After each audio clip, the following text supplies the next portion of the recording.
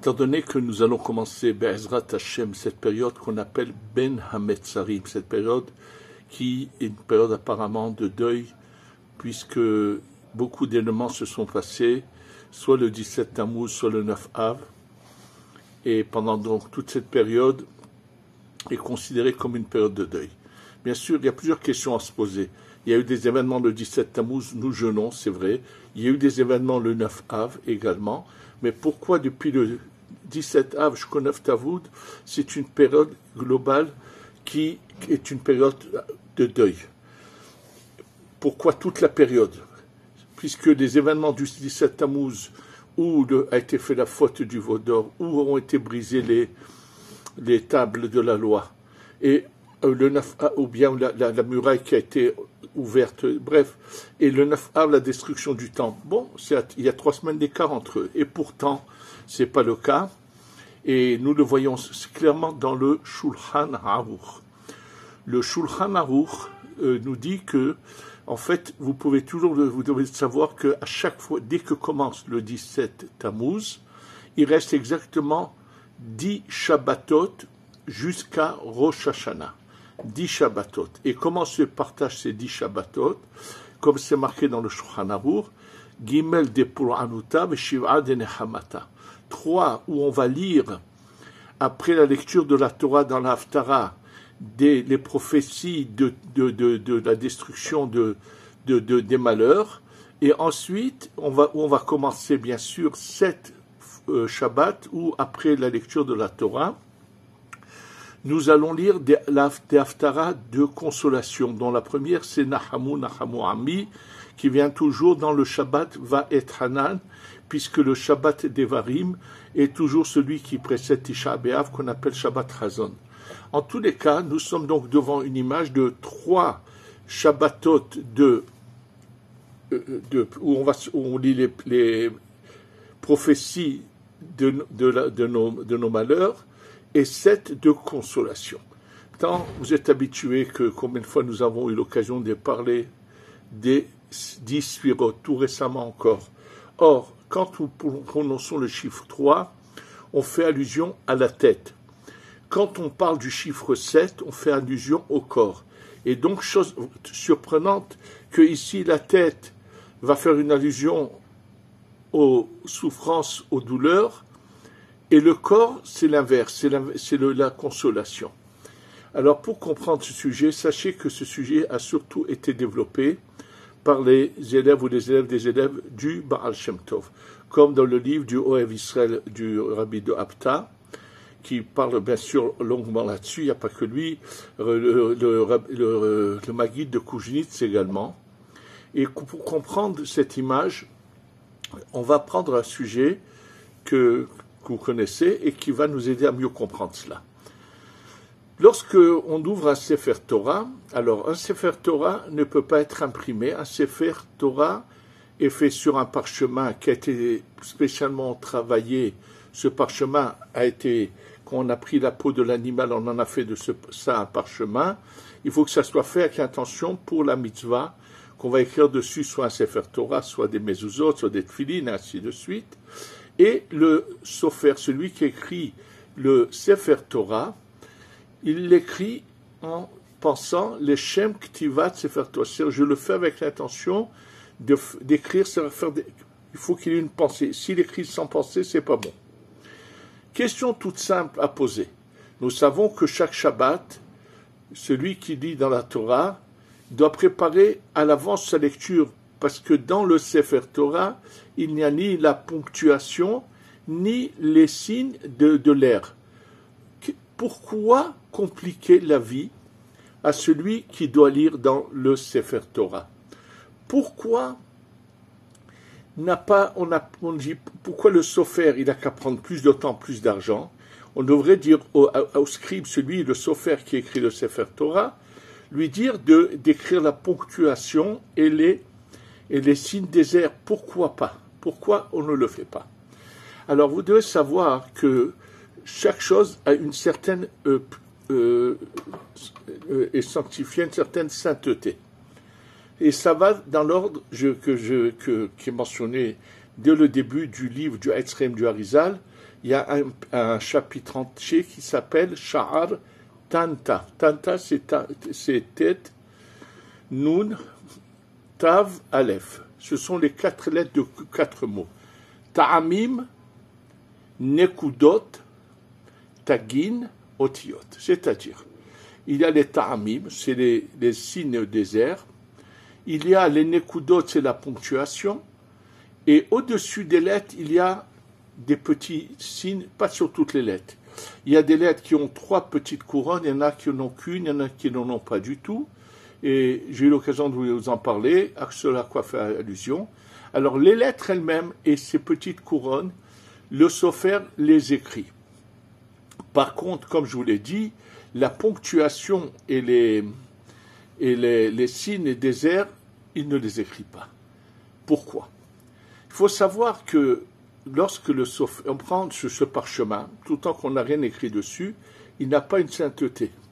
Si on a écrit tout un Sefer Torah sur ce parchemin, qui est caché et tout, un beau Sefer Torah, si pour quelque raison que ce soit, quelqu'un a pris même un chiffon a pris de l'eau et a effacé tout ce qui a été écrit sur ce parchemin va quand même avoir encore de la sainteté.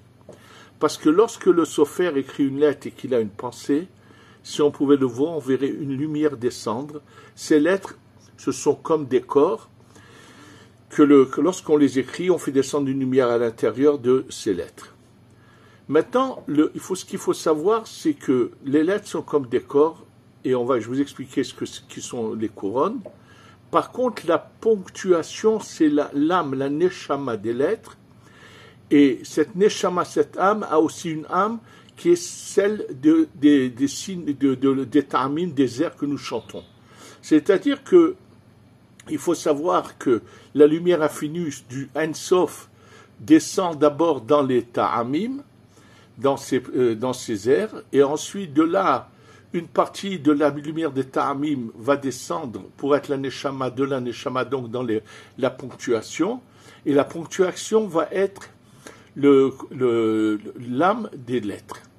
Maintenant, il faut savoir que chez un homme, il a sa neshama, son âme et son corps, mais il a aussi quelque chose qui enveloppe sa neshama, qui est l'intermédiaire entre son corps de matière et son âme de lumière. C'est la parcelle qu'ont donnée les parents au moment de la conception.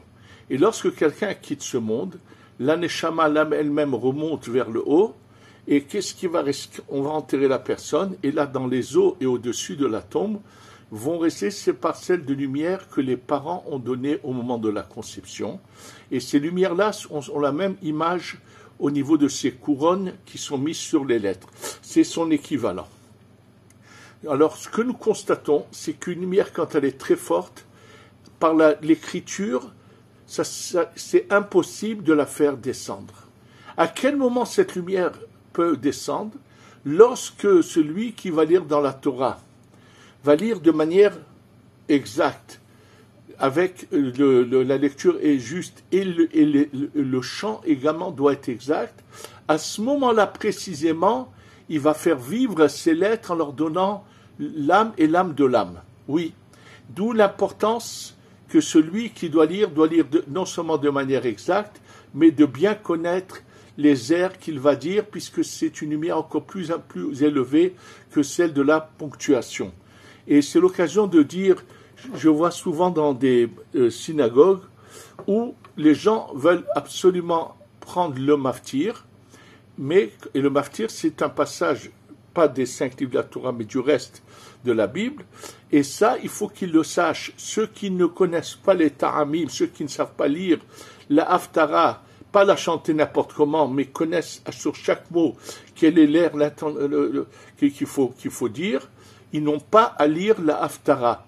Le Rav Ovadia Yosef était catégorique dans son minyan à lui, dans le lieu où il priait. Il ne tolérait pas que celui qui prend la Haftara, s'il ne sait pas la lire, qu'il la lise.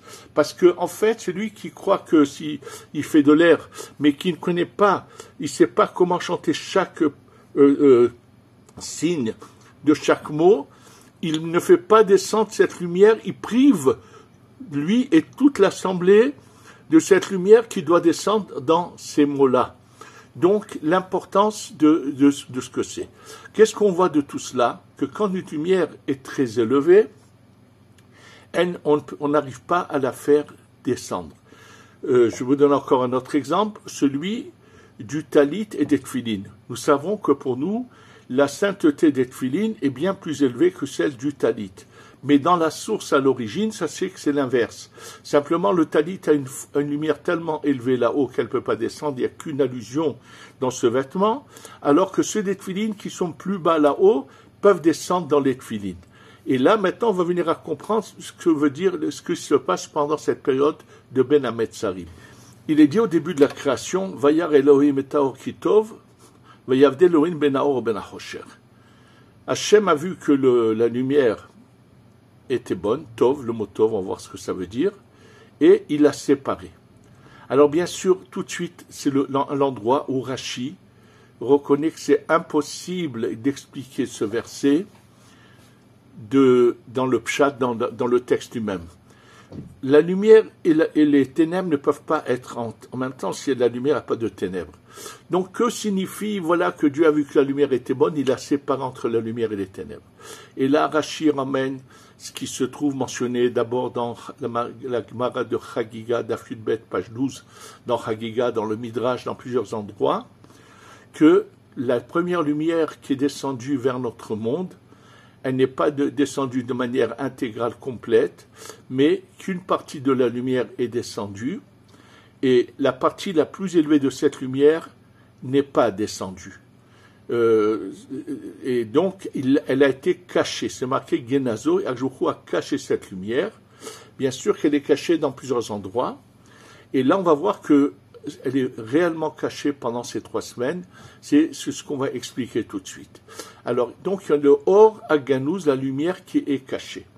Maintenant, heureusement que nous avons le Arizal, celui qui nous révèle la Kabbalah, qui, dans son explication sur la Tfila, dans le livre qu'on appelle le Sha'ar HaKavanot, celui qui veut ouvrir et voir la référence, dans le Drush Ha'amida, lorsqu'il parle de la Hamida que nous récitons, Beperek Bet, le 2e chapitre, lorsqu'il arrive au mot que nous récitons, Kone Hakol, au début de la Hamida, là, il nous fait savoir que, alors il faut savoir que cette lumière, elle est représentée par un nom d'Hachem, par un nom de Dieu, le nom de Dieu, c'est 26 lorsqu'on écrit le Yud, le He, le Vav et le He. Mais si on prend ces lettres et on les remplit, ce qu'on appelle Malé, le Yud, je vais l'écrire Yud, Vav, Dalet, comme je le prononce Yud, Yud, Vav, Dalet. Ensuite, le He, je vais l'écrire He, Yud. Le Vav, je vais l'écrire Vav, Yud, Vav. Et le He, je vais l'écrire He, Yud. J'arrive au chiffre de 72, et ce qu'on appelle le Shem Av, le nom de 72. C'est le nom le plus élevé, c'est-à-dire que j'ai pris le nom de Dieu, et en remplissant ces lettres, j'ai amplifié la lumière qui vient d'en haut, mais de ces 72 parcelles de lumière, 55 se révèlent, 17 restent cachés. Comme 17, c'est la valeur numérique du mot Tov. Et dans Kone Hakol, nous acquérons le Hakol, Hakol, He, Chaf, Lamed, c'est 55. Ça veut dire que 55 parcelles de lumière descendent, mais il y a 17 parcelles de lumière les plus élevées restent cachées là-haut et ne peuvent pas descendre. Or, quand quelqu'un est que lo alechem, lo alenu dans le coma, bien sûr, il faut le protéger de tout mal, puisqu'il n'est pas capable, sa neshama n'est pas intégré en lui, il est donc en danger. Lorsque ce neshama est bien intégré en lui, il n'est pas en danger. Sachez que toutes les maladies viennent du fait que lorsque la neshama n'est pas bien intégrée dans le corps, une partie de la neshama n'arrive pas à bien pénétrer le corps, c'est à cause de ça qu'il y a des maladies. Et c'est pour ça, quand vous entendez parler du mot Pidyon Nefesh, ceux qui savent réellement ce que ça signifie, c'est-à-dire ceux qui ont depuis des années étudié réellement les livres du Harizal, dans leur grandeur, ça veut dire tous les textes nécessaires, et qui savent réellement ce que ça veut dire, le Pidyon Nefesh consiste à justement celui qui le fait pour quelqu'un, c'est de faire en sorte que sa neshama à cette personne puisse intégrer totalement son corps et automatiquement la maladie va disparaître. C'est ça que ça veut dire le pidyon nefesh. C'est pas quelque chose de hocus pocus comme beaucoup le pensent, qu'on vous raconte, je ne sais pas combien de personnes dans cette génération, ils sont très très très peu nombreux à savoir réellement faire un pidyon nefesh, puisque pour faire un pidyon nefesh, il faut connaître à fond ce qu'on appelle le Sidour, le livre de prière du Rashash de Rabbi Shalom Sha'avi, qui a lui nous a expliqué et nous a mis en pratique les pensées que le Harizal a dévoilées dans la Tfila. Donc, dans la Tfila, je vous dis, il y a cette partie où on voit ça, et que 55 parcelles de lumière descendent, mais il y a 17 parcelles de lumière qui restent cachées. Le motov, donc bon, c'est 17. Quand il y a cette période où justement, on va parler de cette lumière, commence le 17 Tammuz. Absolument. Le 17 Tammuz, lorsqu'il y a eu le veau d'or, et comme le dit le Harizal, ils l'ont fait la nuit du 17, le Aaron Akoel leur dit Mahar Hag, demain c'est la fête. Et le Harizal dit, mais je comprends pas. Comment Aaron peut dire une parole qui est inexacte, puisque il a fait le veau d'or, ça veut dire demain c'est la fête. Et en réalité, le Aaron Cohen a dit un mot exact, Mahar, ça veut dire demain, dans le temps va venir le jour où, sachez que cette période du 17 Tammuz jusqu'au 9 Av va être une période de tous les jours vont être des jours saints de fête. En fait, eux sont la racine de toutes les fêtes que nous avons dans l'année. Et le 9 Av dépassera Yom Kippour. Ce sera le point culminant de ces 21 jours de fête. Oui, absolument. Qui commenceront donc à partir du 17. Et étant donné que dans cette période, la lumière est tellement élevée, elle n'est pas descendue. Donc, puisque la lumière n'est pas descendue, les forces du mal ont pu s'agripper et faire ce qu'ils voulaient. C'est comme lorsque quelqu'un part de ce monde et que sa neshama sort de son corps, tout de suite, les clipotes, les forces négatives viennent, ont une emprise sur ce corps, d'où l'importance que le corps ne reste pas seul après la mort, que des gens restent à côté à lire des choses jusqu'à qu'on l'enterre, parce que malheureusement, c'est de là que vient l'impureté de celui qui meurt, c'est à cause des clipotes qui viennent à la place où l'endroit où se trouvait la neshama. Ils viennent puiser là-dedans. Donc, en fait, puisque cette lumière n'est pas descendue de ces 3 semaines, donc en fait, c'est la tête, oui, c'est l'endroit le plus élevé, et malheureusement, la lumière n'est pas descendue, et c'est pour cela que le mal a pu avoir une emprise. D'accord, elle n'est pas descendue, mais sachez, et c'est ça la grandeur des élèves du Baal Shem Tov, ceux qui veulent regarder dans le Oev Israël de Hapta ou dans le Avodat Israël de Koujnit, c'est encore d'autres livres, qui nous expliquent que se passe-t-il pendant cette période qui a justement ces moments-là difficiles, où la lumière n'est pas descendue, qu'est-ce que nous devons faire par rapport à cela. Il faut savoir que, en général, la paracha de Pinchas est toujours lue pendant cette période, presque toujours. Parce qu'en fait, dans la paracha de Pinchas sont mentionnées toutes les fêtes de l'année, et comme la source de toutes les fêtes est pendant cette période, donc c'est lu pour que la lumière cachée descende là ici. Et en réalité, pendant cette période, chacun peut avoir quelque chose de très puissant, c'est un moment propice pour faire descendre cette lumière. Oui, il est possible, c'est à nous à agir pour la faire descendre. C'est-à-dire qu'on a ici une opportunité sans pareille de faire venir la délivrance, la Géoula Shlema, absolument. Et il y a pour cela plusieurs images qui sont données par ces élèves du Baal Shem Tov. Et une des images est que si quelqu'un veut rentrer au palais royal, parler avec le roi, il faut prendre rendez-vous. On nous donnera un rendez-vous, est-ce que ça pourra se faire ou non? Il dit, mais lorsque le roi se déguise et qu'il est habillé comme un homme simple, il se promène dans la rue, tout celui qui saura le reconnaître pourra l'accoster, lui parler librement. En fait, Hachem, il est encore plus proche de nous, mais caché. C'est ça, cette période-là qu'elle a de particulier.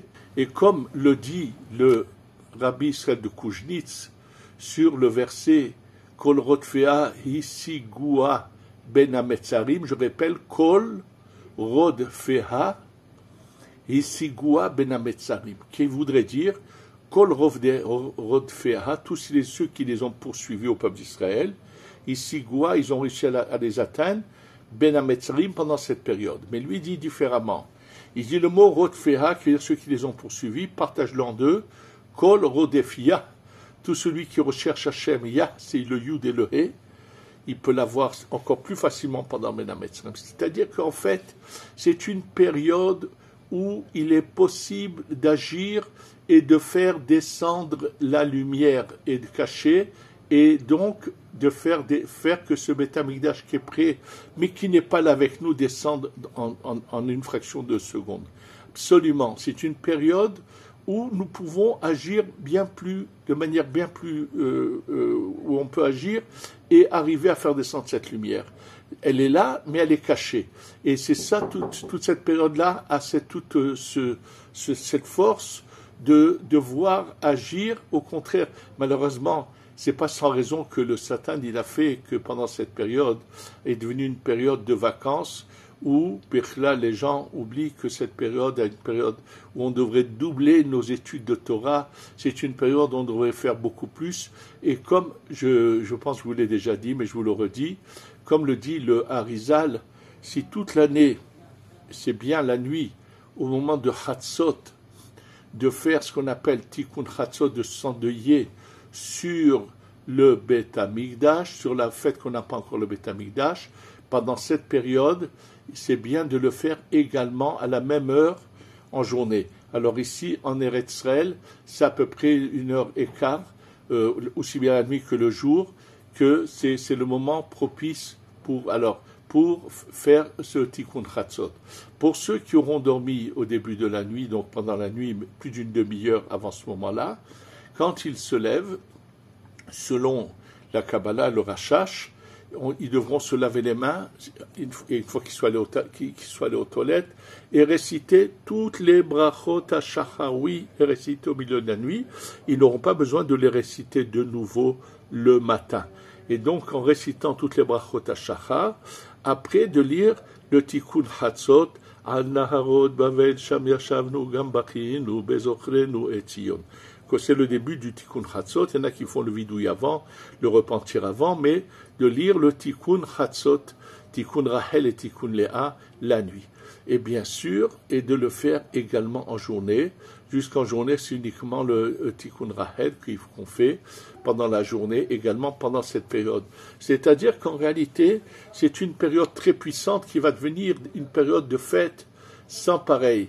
Cette période, ces 2 mois de Tammuz et Av correspondent dans le Sefer Yetzirah, les compare, parce que l'année est comparée à un corps, il les compare aux yeux.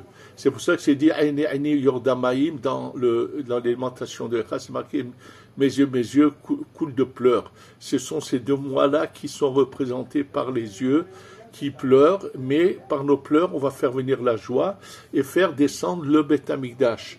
Sachez que nous sommes à l'entrée du Shabbat du 6e millénaire. Et le Shabbat, comme je vous le répète, nous ne le recevons pas à la nuit, mais le Shabbat, il y a d'abord ce qu'on appelle Ben Hashemashot, cette période transitoire entre le jour et la nuit qui s'appelle Ben Hashemashot, et nous avons également une halakha qui nous demande de rajouter, avant Ben Hashemashot, de rajouter Tosefet Kedushat Shabbat. Nous avons dépassé Chatzot du vendredi, puisque le 6e millénaire correspond au 6e jour de la création. Les 500 premières années sont à l'encontre de la nuit du vendredi. Les deuxièmes 500 années sont à l'encontre du jour. En Tafshinun, en 5750, nous étions déjà à Chatzot. La lumière de Shabbat commence à venir à la 5e heure, qui s'est passée en 5708, qui correspond à 1948, l'année de la création de l'État d'Israël. En Tafshinun, c'était Chatzot, et là nous avons déjà dépassé Chatzot de beaucoup, et nous approchons.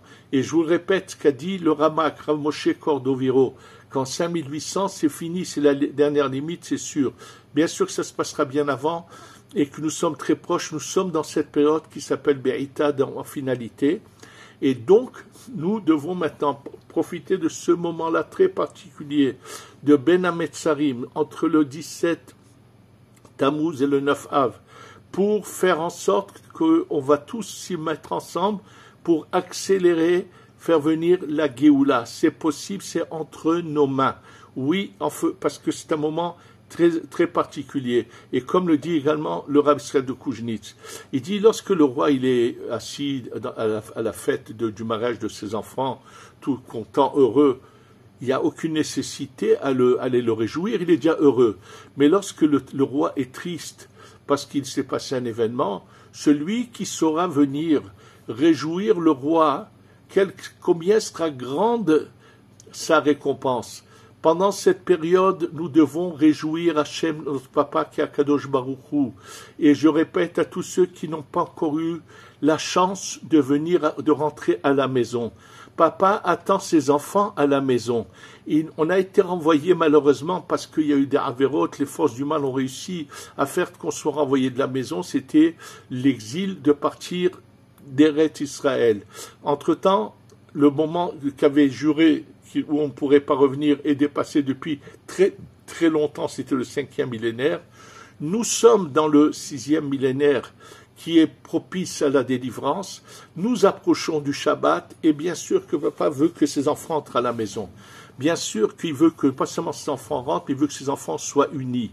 Il veut que ses enfants soient tous ensemble et on doit tous agir pour arrêter cette hécatombe où malheureusement pas beaucoup de temps, on entend que des pauvres jeunes sont tombés encore à Gaza. C'est le cas au moment où je vous fais secours. Et nous devons demander à Hachem, ça suffit. El Nekamot Adonai, El Nekamot Ophia. Que Dieu venge le sang de ses enfants qui a coulé. Que Hachem anéantisse tous nos ennemis, fasse descendre le Beth Amikdash. Il faut que pour cela nous soyons tous unis. Je parle bien sûr du Am Israël, du peuple d'Israël, et non pas du Erev Rav. Comme je vous l'ai déjà dit, dans cette période est revenu le peuple d'Israël qui était dans le désert, mais également le Erev Rav est revenu.